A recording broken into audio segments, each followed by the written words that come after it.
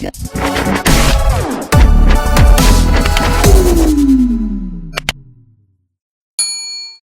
up, everybody? It's Flocka back at it again with another Madden YouTube video. Today we're going to be doing a video on what I believe to be the best rookie premieres to take for basically next year. You're going to be getting obviously that 99 as well this year, so it's going to kind of play into this year as well. But this is a very hard video to predict because, as you guys know from this year, the only really good rookie premiere that actually came out of it was actually Chase Young, and that was, I would say, it was a pretty popular one. But like the Joe Burrow one this year, his highest card before the rookie premiere ended was a 94, I believe it was, and he didn't get Gunslinger. Kind of unusual. So we're going to try to make some good predictions. They just posted the Defensive Masters out of nowhere. I thought they were doing a stream for it. But anyways, let's get right into it. If you guys do not know, I do post a video every single day of the week. So make sure to turn on those noties if you are new or a returning subscriber. And also smash that like button. One like helps out so much. Let's get right into it. So the first one here is going to be Jalen Phillips, a left outside linebacker. I mean, it really all depends if next year how linebackers play, but he's more of a rusher, as you guys could see. He could be very good, but I feel like for defensive, you kind of want to use it on literally anything but like Micah. I feel like Micah Parsons is kind of a lock for me on defense. I don't know. It's hard because obviously those two corners were taken in the top 10, but this card is still very, very good. I don't even think this card is, I don't know. It's just so hard because I don't think a lower name guy, if he does not win Defensive Player of the Year or Defensive Rookie of the Year, I don't see him making big upgrades. But you never know. There's a couple rookies that got big upgrades. As you guys know, Chin got a 97 earlier in the year. You really never know with any of these rookies. That's the hard part about it. But that's the first one right there. Moving on over, we got Jace Horn. This is one that's going to be, I think this is going to be a popular one. And you know what's crazy? Yeah, somebody just said, should have been Pat Surtain. Now we know Pat Surtain did not get one. That's actually kind of crazy. I mean, Jace Horn was drafted first, but I don't know. Me personally, I think this is going to be the most popular one for people to go, but I don't know if me personally will be taking this one. I think it's so hard for a corner to get a lot of upgrades, especially in their first season. The only, I'm trying to think of some corners that dominated right off the bat. Like recently, it's like Jalen Ramsey. But like even him, I'm pretty sure he didn't even win Rookie Defense of the Year that year. I cannot remember who won it that year. But I don't know. Like for corner, it's very, very hard. He could get some big upgrades. But like I think it's still risky. I think it's a solid one. If you're a Panthers fan, 100% do it. But this is a riskier one in my opinion. And then we're moving on over to Micah Parsons. This is who I will be using mine on.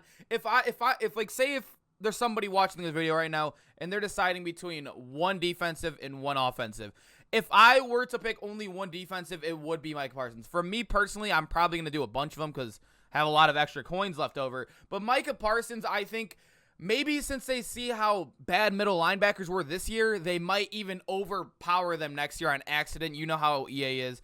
And then it takes them forever to nerf everything. So Micah Parsons, I think, could be a very, very glitchy card inside of the game if they do make linebackers better. As you guys can see, he's a solid card. He always has power. He's going to have decent zone. Let's just hope that they make linebackers better again. I just think it's going to be easier for him to have a better season because linebacker, I'm not saying linebacker is an easier position, but we've seen more linebackers do better in their first year compared to a corner.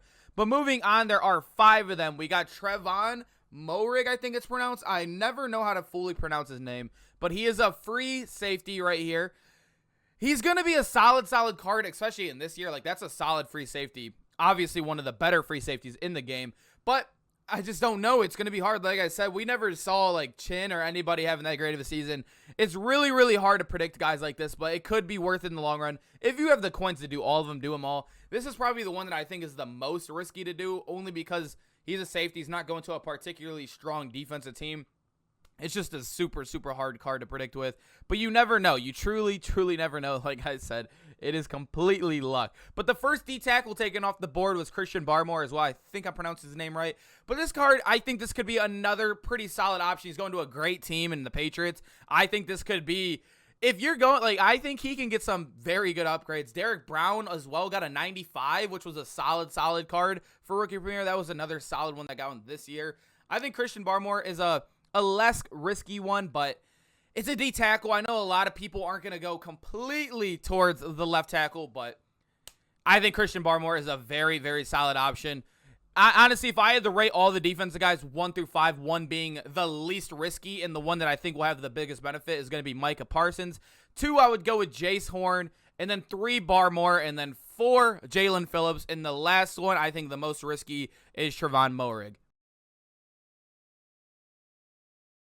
Boys, as you guys can see, the offensive masters are finally out. It took another 15 minutes. I guess they're doing a stream on how to get them at 8, so I won't have that for you here because I want to get this out as fast as possible. Not really.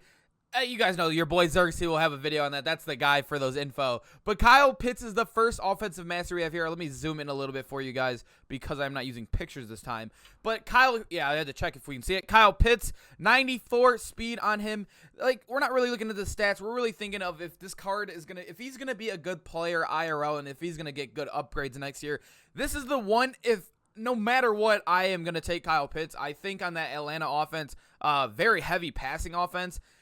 Even now that Julio's gone, I think Kyle Pitts is going to get a lot of touches out there, barring injuries. You guys know injuries is the only thing that we can't take a control over, take count of. I think Kyle Pitts is one of the ones that I am 100% locking in if I get a rookie premier.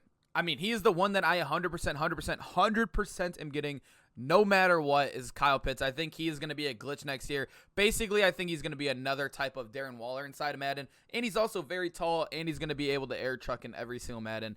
If they keep that in there, obviously. But moving on, the next one we have here, I clicked it. There we go. Elijah Vera Tucker, a left guard. I am hoping they put Cena Pewell. I always forget how to say his name. Pewell. Hopefully they put him in here. He needs to be in the game. But here we go, a left guard. I don't know. Lineman is a very hard position to tell. It's like the hardest one. He's a safe pick. I think picking like a lineman is a very safe pick. Especially if you're a Jets fan, 100% go and do it. You could always have a big body out there. You never know. They could pop off and get a good thing. I just don't think they're not really in any contestant or literally no possible way. I don't think they're going to get offensive rookie of the year. So you're not really going to see them getting a high 97 or 98 for those honors awards later in the year. But yeah, this is a very solid card in general.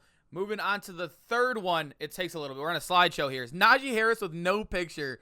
He has a picture on his other card. I don't know why they just sit and grab it. But I think this is going to be a solid one. The Pittsburgh Steelers now finally have, I think he's like the only running back that's really competing there. Maybe Anthony McFarland a little bit. But I think Najee Harris could go off this year. He could be an insane back, and he could easily win this. You guys know running backs are always kind of like looked at. I think barring quarterback, I don't know.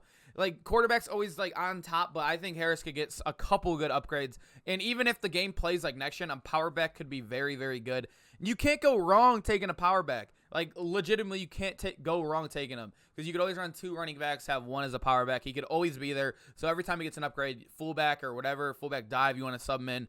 Najee Harris could always be a solid card, especially, like I said, if they do make the game kind of like next gen is like now for Madden 22, like a full Madden 22, I think you see a lot of people using this card and picking him because he is going to be insane when it comes to running the ball. If you guys have ever played next gen, you know why power backs are OP.